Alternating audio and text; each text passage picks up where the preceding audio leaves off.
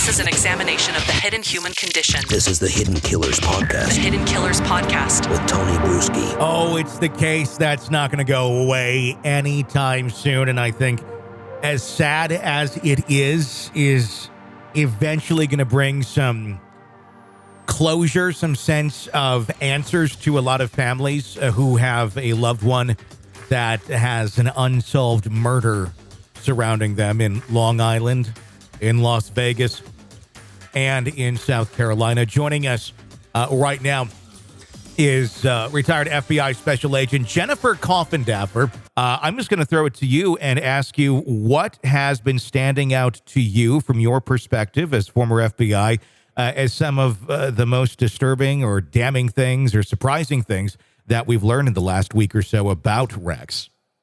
Well, for me, it's certainly these other properties that he either owns or has a timeshare, right? We know about the Las Vegas timeshare, and what a perfect place for a sexual predator that loves to prey on women who operate in the evening hours. What a perfect place. Yeah, without Las Vegas, you know.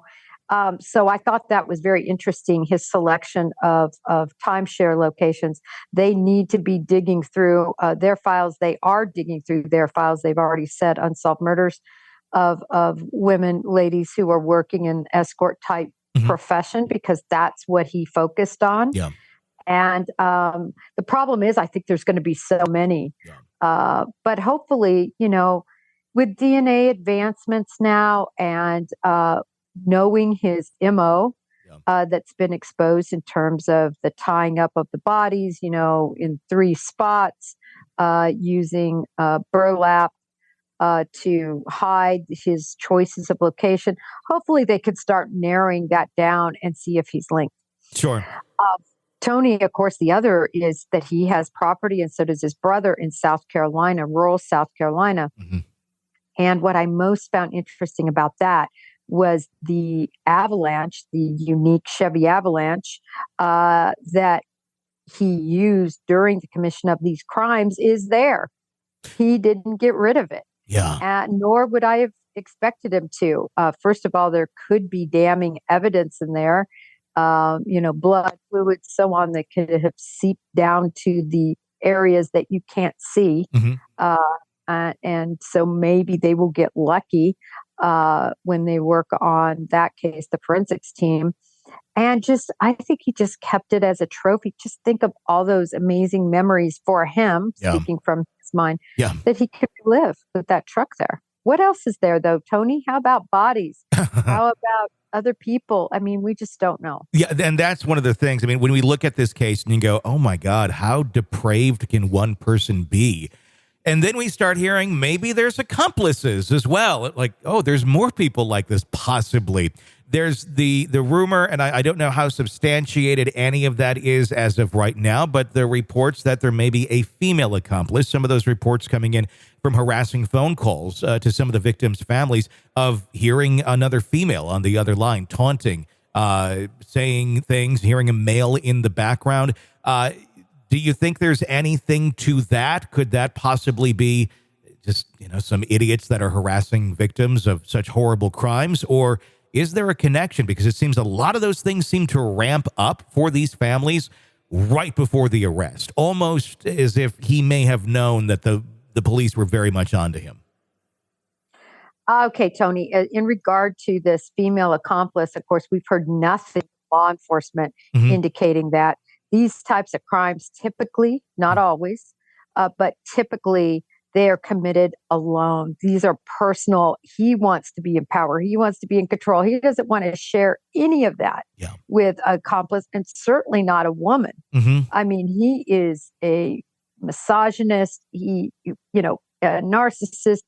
I don't think there's any merit to this. This is coming from one of the victim's attorneys, and then he also represents another family, and he's basing it on some odd things, right? He's basing it on these phone calls that he got that he's not receiving anymore, where he heard a female voice and male voice, and he says it's connected and taunting, but he's very nebulous. It's very ambiguous. in terms of exactly who said what and recounting those conversations. I don't remember that he even recorded them. He recounts them. Mm-hmm. Um, so that's why he thinks there's an accomplice. And the other reason he said is because in one of the murders, and again, we don't even know if this one's connected, a baby was found wrapped in a blanket. Yeah. And his point is this type of guy wouldn't do that, but a woman would. Well, that is just so ridiculous because I'm sorry to call him ridiculous, but it is because he didn't do it. He didn't wrap these women in burlap because he cared about them. He wanted to hide them.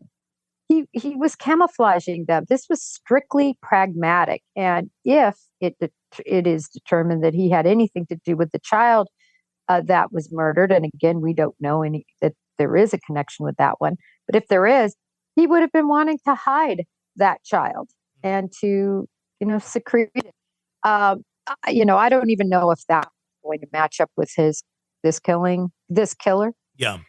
But I'm not buying at this point. And I've seen nothing to convince me that there's a woman accomplice of his in these murders. The only thing that could come to my mind was like Jeffrey Epstein and Ghislaine Maxwell. And this certainly was not Jeffrey Epstein or Ghislaine Maxwell that we're talking about in terms of an accomplice, a female accomplice trying to help lure things in. It's if you're reaching out to sex workers, you don't necessarily need to have a female make that phone call or make that them feel comfortable to be with the John that would be reaching out to them. There are a lot of bodies on the beach, and he's been charged with not all of them. There's far more that are there. I believe it's 3 or 4 that he's officially been charged with the murders. He's officially charged with 3, Tony, and then there's one that they suspect him of. I just think they had to swoop in and arrest him before they could complete that case. I think there's going to be the Gilgo 4 going to be the 4, and then they're going to have to look at the other remaining 6 to see if there's any connection. I guess the question is, how popular of a spot for dumping bodies is Gilgo Beach? And hey, you want to dump a body? Gilgo's a great place. So the question is it a popular spot to dump bodies? And maybe these are from other cases, or are these likely connected to him? But like you said, they got some evidence on some of these, enough to make the arrest, and more connections are likely to be made shortly thereafter. Yeah, I agree. And I guess in answer to your question, it certainly is a popular dumping place because we have 10 bodies, I believe, there. Yeah. I mean, it's just horrible. But I know what your point is that because just one person is dumping or were others? I think it's clear that a body could easily be hidden in this area due to the terrain and so forth. We know that because of the state of decomposition these bodies were found in. They were there a long time before they were detected. So from that standpoint, Tony, I think, predators and people who murder look to hide a body.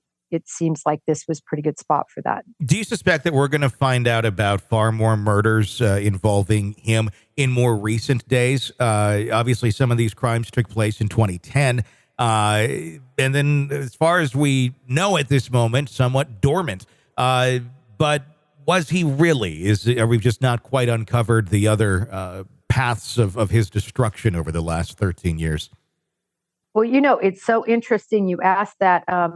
Last night, literally probably 10 minutes before it was time to go on, Chris Cuomo contacted me, and I should say his show contacted me, his producers, and there was a woman Chris interviewed last night who said in 2015 she was an escort. She was a heroin addict. It was a very dark time in her life. And she had a date with Rex. Yes, I've seen her TikTok video. Catch that? Yes, I have. We actually just aired that the other day too. Oh, great! So anyway, the point is that yes, I mean, in 2015, we at least know, and I have no reason not to believe her. She had a lot of details. I think the fact that she was truly an escort. That tells that that's the right MO. If she would have came forward and said, "Oh, listen, I met him on a dating app," I would have said, Yeah. Sorry, you don't fit the profile. She clearly fit the profile, and a profile nobody would necessarily be proud of. She's turned her life around. She's a hairdresser now, has a child. But back then it was a dark time. And she said, you couldn't forget this guy. I mean, he's gigantic. Yeah. Been described as ogre-like. Mm-hmm. I mean, just in terms of his presence. So if we're to believe that, Tony, and we know, I believe law enforcement is interviewing another person currently. I have heard that. Mm-hmm. I think there's going to be others that come forward that he never got lured. But the biggest thing, Tony, that I got out of that interview, listening to it, was that he asked her to come back to his home. Mm-hmm. And oh my gosh, doesn't that make sense with the facts we know? The facts that the wife was always out of town when these crimes were committed. Mm-hmm. The fact that we don't have some hotel room that was full of blood everywhere, or signs of a struggle or screaming, or on surveillance camera going in and out. This would have been the private, comfortable den that he could kill in and never get caught and then transport later in that avalanche. So it makes a lot of sense now as to possibly where these crimes were committed. It's going to be very interesting to continue to follow that.